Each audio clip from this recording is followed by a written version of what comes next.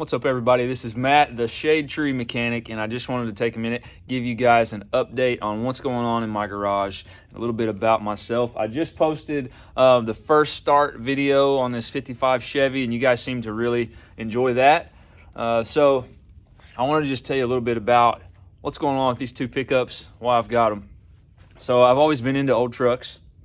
These are about my 5th or 6th trucks that I've had.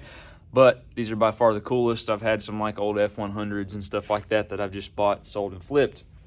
But I've always had a friend that built these things for me, and I would just buy them and send them to him. I'd buy the parts. He'd do all the smart stuff.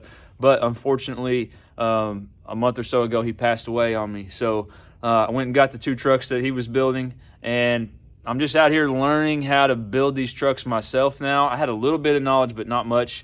But thank God for YouTube. You guys know, if you're watching this video, YouTube has so much information. So this whole channel is going to be about me learning how to build these trucks and figuring it out. So these are not really tutorials or how-tos, but really just you guys can watch me figure out how to build some cool old resto-mod pickup trucks. So enough of that. Here is the tour of what I've got going on in my garage.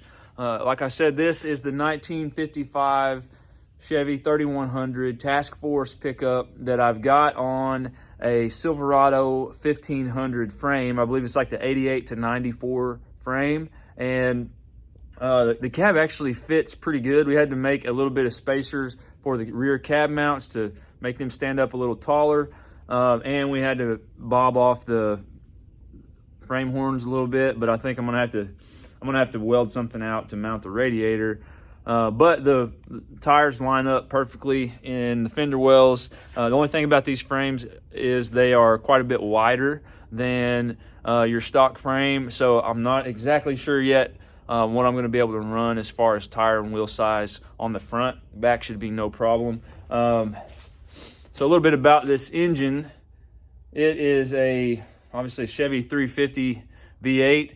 It's not the Vortec, it's the 88 to 94 350 TBI engine. I'm in the process of wiring it right now. So somebody had this in, the stock truck, but they were trying to wire it and mess around with it. So I yanked all that out, and I got this engine harness from, what is it called? Performance Fuel Injection Systems. And it comes with a pre-wired ECM and the engine harness, and it was pretty much the simplest plug-and-play thing that I've ever done. I've never wired a truck before. It was super obvious where everything went, and this computer already has a chip in it, keeps it tuned up, running right. I think it was like $400 and something, so definitely check that out. Let's see, I just got through cleaning up with some looms and stuff like that. I can't tell you how excited I am to have that. It all used to look like this. This is my front end harness. That's I don't have a front end on here, obviously, so I can't finish that. Let's see, I'll show you the inside a little bit. Turn this around where you can see.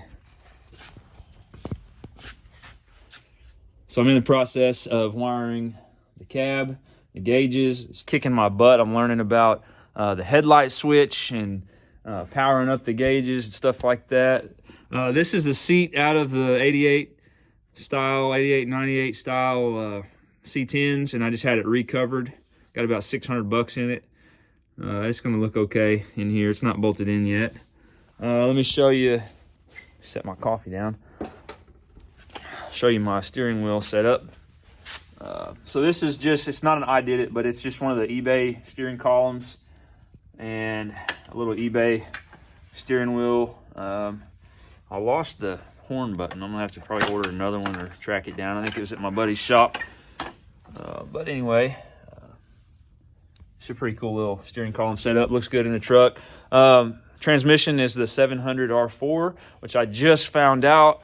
I thought 700 R4s were easy and they're all manual and mechanical, and no electrical stuff. But I guess apparently some of the newer 700 R4s have an electronic speedo cable. So when I went to plug in my speedo cable, I realized, oh crap, it's an electrical plug.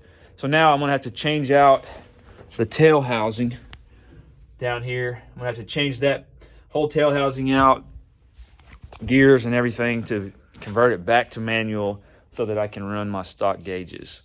Let's see, running an air ride on this truck. Already got the airbags put in.